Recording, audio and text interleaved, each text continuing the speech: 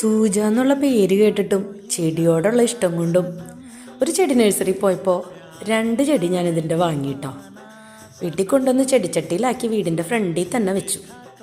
1 മാസം കഴിഞ്ഞപ്പോഴേക്കും ഒരെണ്ണത്തിൻ്റെ അടിയിൽ നിന്ന് ഇലകളൊക്കെ പഴുത്ത് ഒരുമാതിരി നിൽക്കുന്നുണ്ടായിരുന്നു.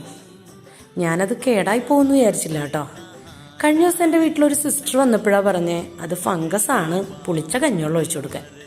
എന്നാൽ പിന്നെ അതൊന്ന് പരീക്ഷിക്കാമെന്ന് വിചാരിച്ചു. അതിനു മുൻപ് ചെടിയിലൊരു നിരീക്ഷണം നടത്തിയപ്പോൾ അത്യാവശ്യം നല്ല രീതിയിൽ അത് ഉണങ്ങിയിട്ടുണ്ടായിരുന്നു കേട്ടോ. പിന്നെ പുളിച്ച കഞ്ഞിവെള്ളം ഒഴിച്ചിട്ട് കാര്യമുണ്ടോയെന്ന് എനിക്കറിയില്ലല്ലോ, ഞാനത് പരീക്ഷിച്ചില്ല.